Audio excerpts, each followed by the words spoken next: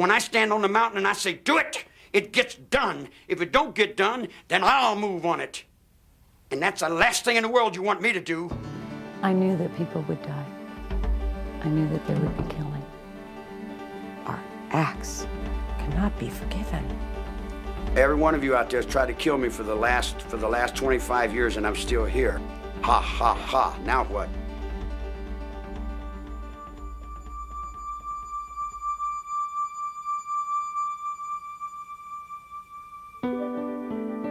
On August 9th, 1969, unknown intruders broke into the fashionable Los Angeles home of movie director Roman Polanski and his pregnant wife, the actress Sharon Tate. There, they slaughtered her and 4 others. One night later, another home was invaded, and a middle-aged grocery executive and his wife were killed with equal brutality. In 2 days, an entire city was seized by fear. But it was months before the crimes were connected. When they were, a small, bizarre character named Charles Manson was charged with provoking his apparently fanatic followers to commit the crimes. And a national obsession to understand these people began. Who was Charles Manson? As he recalls it, the pain of Manson's childhood began early. I am a street child. I'm a runaway little girl at 15 years old out of Kentucky named Kathleen Maddox. I didn't have a husband. My husband's name was Scott. And he married somebody else and went down the road, and she went to Cincinnati and had a guy named Charlie Manson. Charles Manson was born on November 12, 1934 in Cincinnati, Ohio, in Cincinnati General Hospital. His mother, Kathleen Maddox, was just 16 and unmarried when he was born. His father was a Colonel Scott who'd briefly known Kathleen. She was very, very motherly looking. She was as motherly looking as my mother was. My mother went to prison for 5 years for strong-arm robbery. Her brother had to deal a trick in off the street and put the yoke on him to get some money to eat. But when I heard she was a prostitute, it just, I couldn't believe that either. And she went to prison, and I used to visit her in the prison visiting room. His mother's absence and rejection would make a life with her a dream of Charles Manson's throughout his childhood. Manson spent many of his early years in the small town of McMecken, West Virginia, with his deeply religious aunt and uncle, living, by all appearances, a not unhappy small-town life. The house was a big, older house, but it was beautiful. He had just about anything he wanted, I would say. His aunt and uncle and grandmother took him to church. He didn't like going. The only thing he really liked, was the singing. But Charles loved to sing. But some of Manson's outlook on the world came from another uncle, a mountain man. Out of the Kentucky mountains, when my uncle said, "We ain't surrendered, we're still rebels, and we'll be rebels until the end of time, because I ain't accepting no Yankee school." He said, "Don't go to those schools, boy." So when I was 9 years old, I set the school on fire, and I went to reform school. Between 1942 and 1947, Manson spent periods of time with his mother and her assorted lovers around the Midwest. But then, unable to place him in a foster home, she allowed the court to place him in the Givalt School for Boys. After 10 months, he ran away to find her, but she would not take him back. This was a turning point for Charles Manson. The only thing my mother taught me was that everything she said was a lie. And I learned never to believe anyone about anything. He ran away from the school again and began a life of petty crimes, including breaking into grocery stores and stealing a bicycle. In 1949, after time in a juvenile center, he was sent to Father Flanagan's famous Boys Town. According to a 1949 article in the Indianapolis News, a dead-end kid who has lived in an emotional blind alley is happy today. He's going to Boys Town. Manson ran away 4 days later. Now just 13, he stole cars, broke into stores, and committed his first armed robberies. He was then sent to the Indiana School for Boys, where he claims he was raped and repeatedly beaten. He ran away 18 times. Now the punishments escalated after he stole cars, committed armed robbery, and held up gas stations. He went from the National Training School for Boys to Natural Bridge Camp to federal reformatories at Petersburg, Virginia, and Chillicothe, Ohio, where he was paroled in 1954. He was just 19 years old. Around this time in Los Angeles, one of Manson's future followers, Patricia Krenwinkel, was a little girl. Her comfortable childhood could not have been more different from Charles Manson's, but even her home was not without its sadness. During the time I was brought up, nothing was talked about.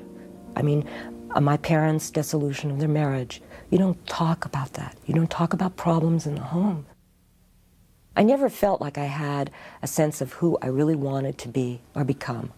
In 1949, Leslie Van Houten was born into a solid middle-class family in Altadena, California. From an early age, she wanted to help the world. Her parents, too, would divorce. I was always very a creative girl, young girl, artistic. But I never, for a while, I wanted to be a school teacher.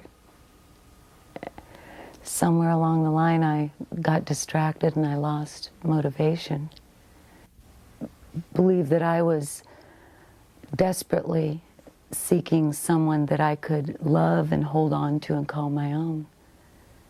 That somehow my dad leaving had left a space there.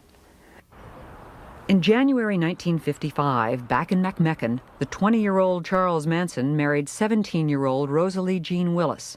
He held odd jobs, but continued to steal cars, driving them across state lines. 1944, I went to juvenile hall. I didn't get out till 1954. I got a little girl named Rose, stole some guns, went to Georgia, burglarized a store, got a straw hat full of dimes, and came to L.A. I turned 21 years old in the L.A. County Jail. I wasn't out but a hot second. I've been in jail all my life. It was one of the curious facts about Charles Manson. He would often manage to commit small-time crimes that nonetheless violated federal laws and would bring tough penalties. A suspended sentence turned into a 10-year term after he violated probation on a charge of forging a very small treasury check. I was struck by something initially, and that is that he had been sentenced to 10 years for attempting to cash a $43 treasury check, and he did 7.5 years. From 1951 to 1967, Charles Manson's rap sheet shows a range of crimes, from mail theft to forgery to running prostitutes. It was at McNeil Island Penitentiary that Manson developed a skill at the guitar and an interest in music that would play an important part in later events. The man who taught him the steel guitar was an aging fellow prisoner, the renowned Depression-era gangster Alvin "Creepy" Karpus. More important, it was in prison, with its rigid codes of behavior and its hierarchy, that Manson developed his way of looking at the world. See, I never realized that people outside are much different than the people inside. People inside, if you lie, you get punched. You get misused. You don't lie to the lieutenant. Lieutenant don't lie to you. There's a certain amount of truth in prison, and being raised in prison, I was raised pretty much in the light of that truth. He did his own time. He pretty much refused to be programmed to go along with the expectations of the prison staff. He apparently spent a lot of time in his cell playing the guitar, writing music. He did attend a class, did very well in a power of positive thinking class, which I always thought was a part of his style. He was released from prison in 1967. It's been said that he asked not to be released. He'd now spent more than half of his 32 years inside, and prison was the only real home he'd ever known. What's more, Charles Manson had never known life with a real family. That would make a family of his own very appealing. Prison may have meant a life of little change for Charles Manson, but life outside was changing radically. It was a far different world now from the one he'd known before prison, and it was one where his particular skills would serve him well. It was the mid-1960s, and the Haight-Ashbury district of San Francisco was, for hippies and others escaping the mainstream, the promised land. What we saw at its peak were literally thousands of flower children all over the country, all over the world, attracted to this movement, like moths to a flame. You know, summer in San Francisco. There was a philosophy here that was totally revolutionary that they'd not heard before, and this was the epicenter of it. A lot of very young, creative, exploring people came there, but then you started to see a shift where more disturbed, sicker, more drug-involved people started to come. The hallucinogenic drugs like LSD were being replaced by stimulant drugs, speed particularly, that led to compulsion and paranoia. And innocence was giving way to violence. You may recall a song, the lyrics of which were, if you come to San Francisco, you better wear a flower in your hair. By 1967, if you came to San Francisco, you needed to wear a .45 in your belt. It had changed that fast. The kids were still coming from all over the United States with the same set of expectations, but the welcoming committee was very, very different.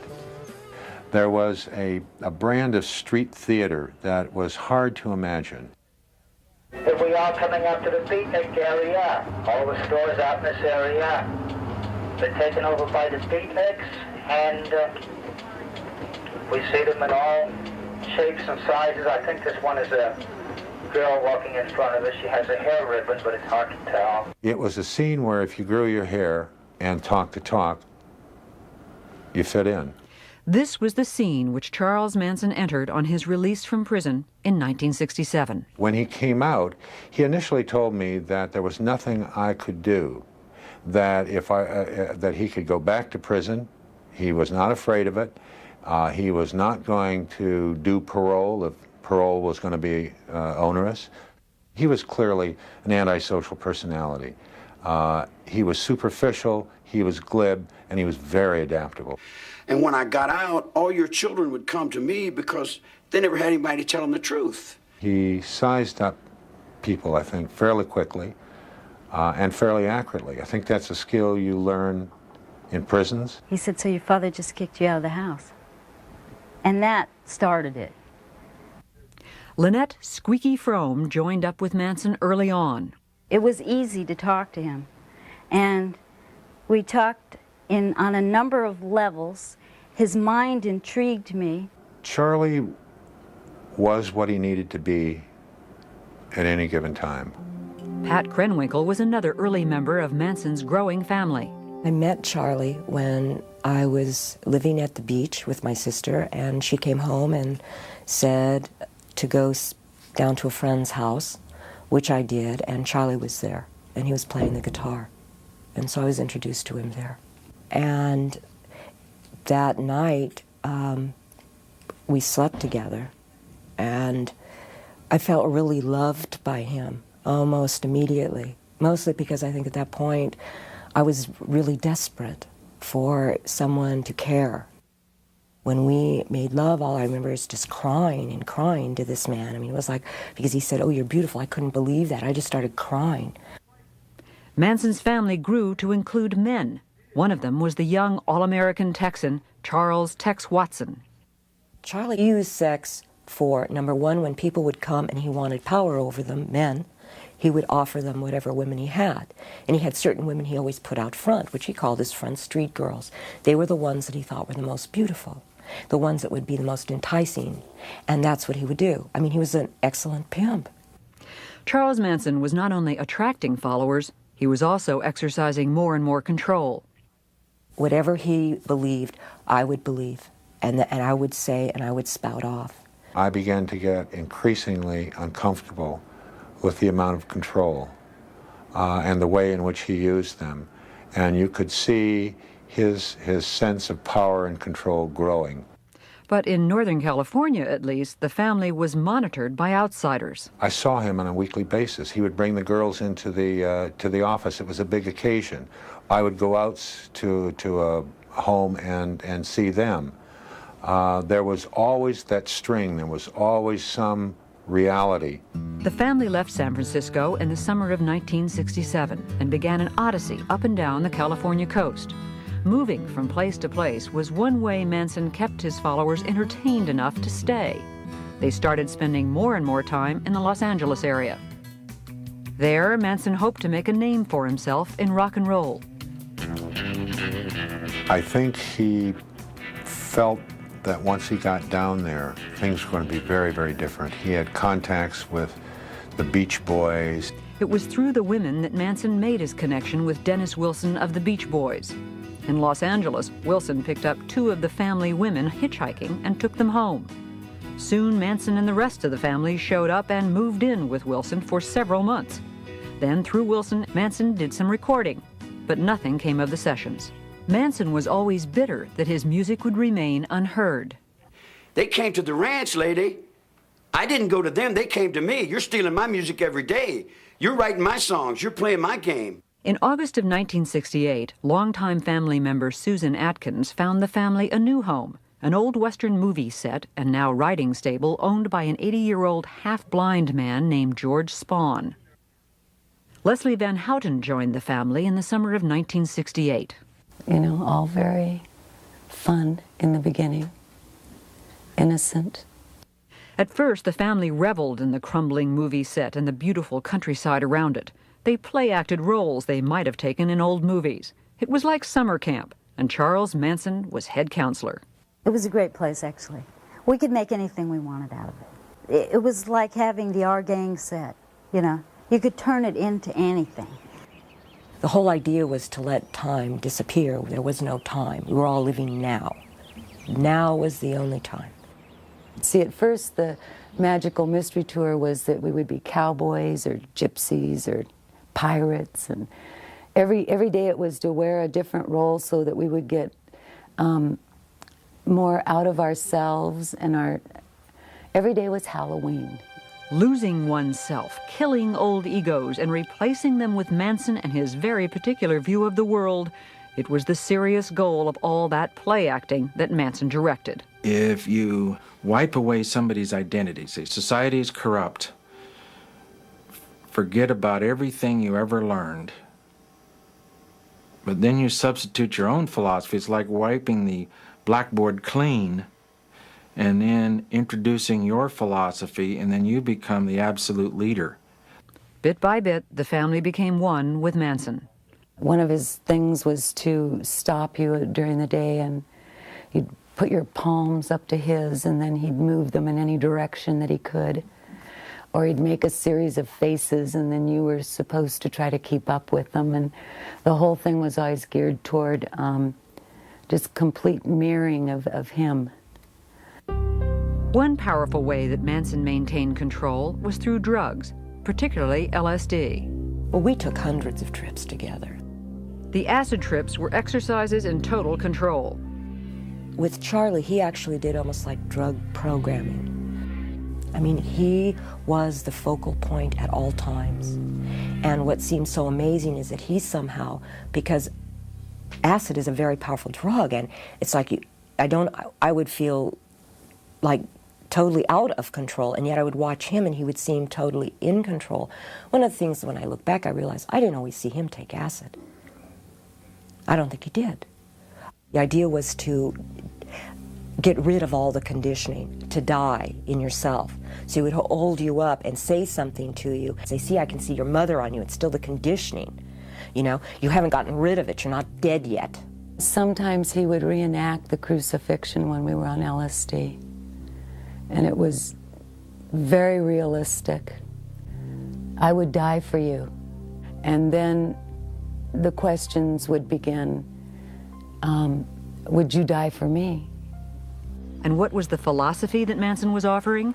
It had begun with the notion of oneness and the power of love, but over time, it grew steadily more paranoid. The messages to the family grew steadily darker. There was no right or wrong, and life and death were really the same thing. In fact, death could be a welcome step on the way to a better world.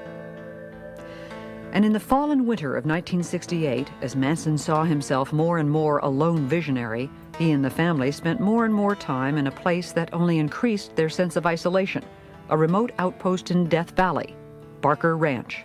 We really weren't in touch. We were allowed to listen to the Beatles and the Moody Blues and Manson's music.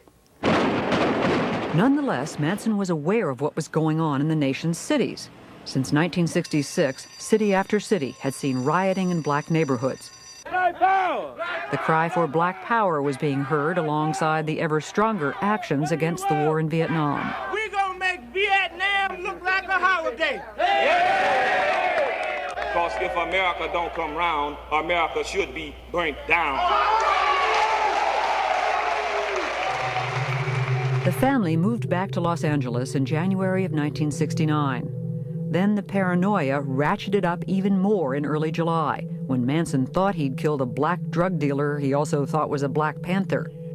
Now convinced that the full fury of the Panthers was soon to descend on the family, bitter about his failure to record his music, and most importantly, certain that a giant race war was impending, Charles Manson spent July and early August tense, paranoid, and angry.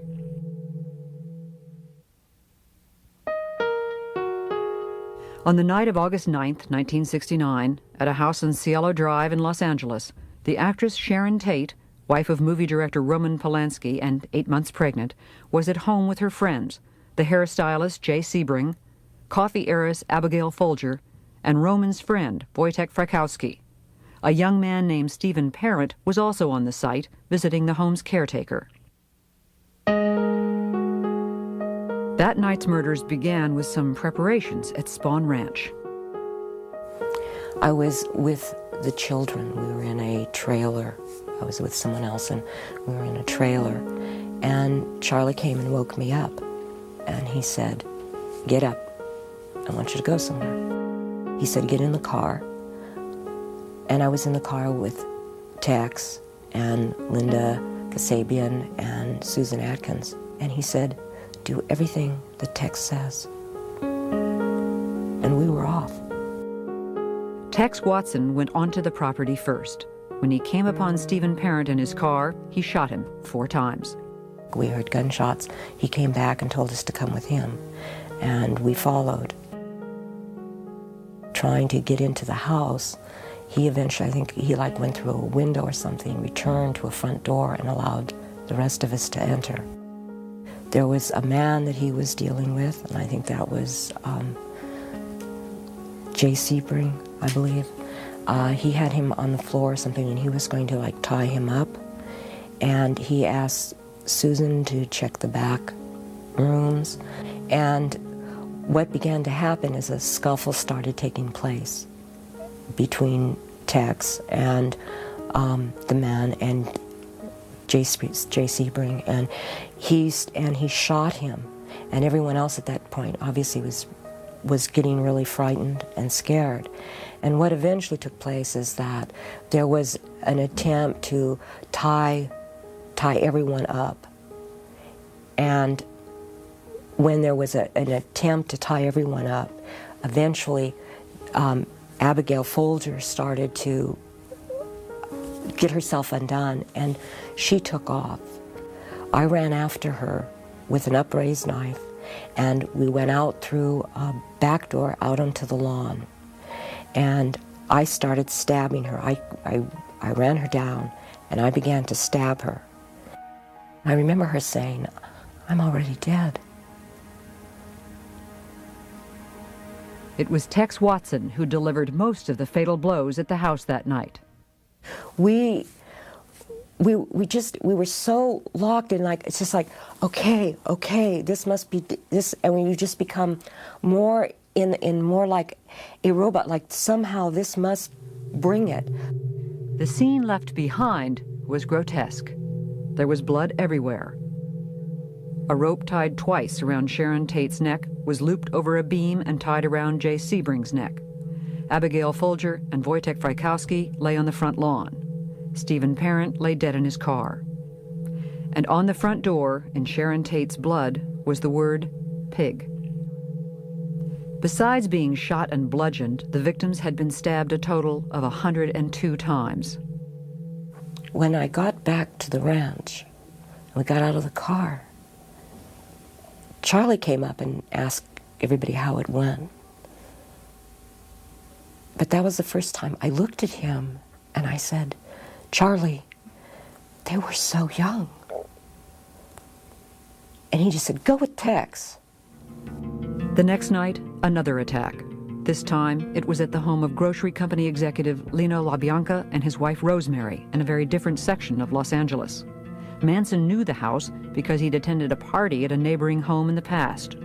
Along this second night would be Leslie Van Houten, anxious to prove her loyalty to Manson. I knew that people would die. I knew that there would be killing. Manson, Van Houten, Krenwinkel, Watson, Atkins, and Linda Kasabian drove around for a while before they stopped at the LaBianca house. Manson went inside, tied up the LaBiancas, and then left. Pat had a knife. And I tried to hold Mrs. LaBianca down, and I couldn't do it. And Pat went to stab her, and she couldn't do it. Leslie was still trying to hold her because she was struggling, and I went and got Tex. And Tex went into the bedroom, and I stood in the hallway, and I looked into an empty room in the den, and I just stayed there, and I didn't move. And I have no sound memory of Mrs. LaBianca dying. All I remember is staring into that room. And then Tex turned me around and handed me the knife, and he said, do something. Because Manson had told him to make sure that all of us got our hands dirty. And I stabbed Mrs. LaBianca in the lower back about 16 times. The scene at the LaBiancas was no less macabre than that at the Tate House. A carving fork protruded from Lino LaBianca's stomach, a knife protruded from his throat, and the word war was carved in his flesh. Mrs. LaBianca was in the bedroom, her head covered by a pillowcase with a lamp cord tied around her neck. And on the walls, written in their blood, were the words, "Death to pigs," and "Rise," and on the refrigerator door, the words, "Helter Skelter." I said, if you're gonna do something, leave something with you. Just like I would tell you, if you're gonna do something, do it well, and leave something with you. Leave a sign to let the world know that you were there. Have a good day. The two victims had been stabbed a total of 67 times. Meanwhile, the news of the first night's murders had hit L.A. like an earthquake. There was a terrible fear, a terrible trepidation on the part of the Hollywood community that this killing, this ritualistic killing, had something to do with celebrityism. And so a lot of the high-profile Hollywood stars, apparently Sinatra left town. Tony Bennett was living at the Beverly Hills Hotel in one of the bungalows. He moved inside to be safe. Steve McQueen supposedly drove around with a gun in the front seat of a car now, all reacting to the Sharon Tate killings. It was amazing. Everyone's got a piece of the story. Everywhere you went, there was somebody that said, did you know that they found that thing? And that, you know. It seemed everyone wanted a gun. 200 guns were sold by one Beverly Hills store in 2 days. It took 2 weeks to get a locksmith. Police were interviewing many celebrities, and some became more careful about their habits. One local in the film business said, toilets are flushing all over Beverly Hills. The entire Los Angeles sewer system is stoned. Now the rumors started to fly. The first rumor that hit, as far as the crimes were concerned, was that it was drug-related. It was a drug hit. And on top of that, it was Roman Polanski's wife. People knew about Polanski's film, Knife in the Water, all of these strange, dark, mystical movies involving drugs and sex and killings. Sharon not only didn't use drugs. In the beginning, you know, there were those who thought Roman had an involvement in this. It was conjecture Polanski quickly denied. It's terrible for him when he came back for the funeral. And Warren Beatty was telling me this. I mean, people thought he somehow had something to do, which of course he didn't. In spite of the obvious similarities between the Tate and LaBianca murders, the police believed that the second crime was merely a copycat incident based on news reports of the first, and the two investigations were run quite separately. During the investigation, the family was actually arrested and then released on an unrelated charge of auto theft. They then headed north to the safety of Barker Ranch in Death Valley. On October 10th, the family was rounded up on new charges of auto theft and arson. And while they were in jail, the L.A. murder cases broke open. Family member Susan Atkins was implicated by another member in an earlier crime. Jailed in L.A., she blabbed to cellmates about the Tate and LaBianca murders. "The more you kill, the better you like it," she told them. Then one cellmate repeated the stories to the police. In December of 1969, nearly 4 months after the crimes, Charles Manson and 5 family members were charged with the Tate and LaBianca murders. What some called the crime of the century would now move on to a trial that would mesmerize the city. The trial of Charles Manson, Pat Krenwinkel, Leslie Van Houten, and Susan Atkins for the Tate and LaBianca murders began on June 15, 1970. Manson demanded and was refused permission to serve as his own attorney. Still, from the beginning, it was clear that Manson was in complete control of the defense. You have to realize that I viewed Manson as being the main defendant. To convict his co-defendants and have him walk out of court, I think, would have been an unsuccessful prosecution. The problem was that Manson was not at the murder scene. He did not physically participate in these murders, so I had to bring him in by way of circumstantial evidence, and also by the law of conspiracy. At the heart of the prosecution effort was the bizarre story of Helter Skelter, the stranger-than-fiction doomsday scenario that Charles Manson had woven from his earlier certainty of a coming race war. Helter Skelter was a name he'd taken from a Beatles song. Manson envisioned that white people would turn against the black man if they thought the black man had committed these 7 murders, and ultimately there would be a civil war between blacks and whites out on the street. During the war, he told them, he said, we're going to hide out in the bottomless pit in the desert, a place he derived from Revelation 9, a chapter in the last book of the New Testament. Manson foresaw that the black man would win this war. But later on, he said the black man, because of inexperience, would simply not be able to handle the reins of power. So we would have to look around at those white people who had survived, who had escaped from Helter Skelter. And he said, we'll come out of the bottomless pit, and quoting Manson, we'll send Blackie on his way to picking cotton, and we'll take over the leadership of the world. Chief prosecution witness was Linda Kasabian, who had driven the car on the night of the Tate murders. She agreed to testify in return for immunity. Can you get out of the way? The mood around the trial and throughout L.A. was as bizarre as the accused themselves. It may be more than 6 months before the Tate case finally goes to trial here at the Hall of Justice, but Hollywood isn't waiting. 2 movies about the mass murders already are in the works. One producer said his film will concentrate on the hippie clan charged with murder and explain on the screen why they might have done it. Day after day, Manson would come into court and by turns intimidate and amuse. He was playing the people. He was playing to the courtroom. He was playing to the press. We had quite a few staring sessions. He was always staring at people. You know, he'd stare at the jury, and they would turn away. He'd turn around and stare at spectators. During the trial, as in their lives before, the 3 women took all their instructions from Manson. The entire proceedings were scripted by Charlie. Every day we'd meet, and he'd decide, well, today I want you each to stand up and hold your hands in some stupid symbols. You're going to get up and scream. You know, each day was scripted, and that day we proceeded through the events. With Manson, he believed that everything we did was creating some picture that was going to go out in the universe and somehow change it towards his, bend it towards his will. The daily march of Van Houten, Atkins, and Krenwinkel, smiling and singing, was unnerving to anyone who saw it on the news. The song they were singing was one that Manson had written.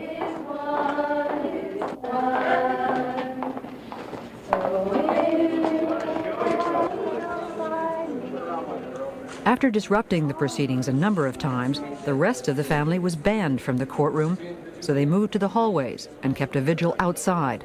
At first, the mood was almost festive. 626. How did it feel to see this?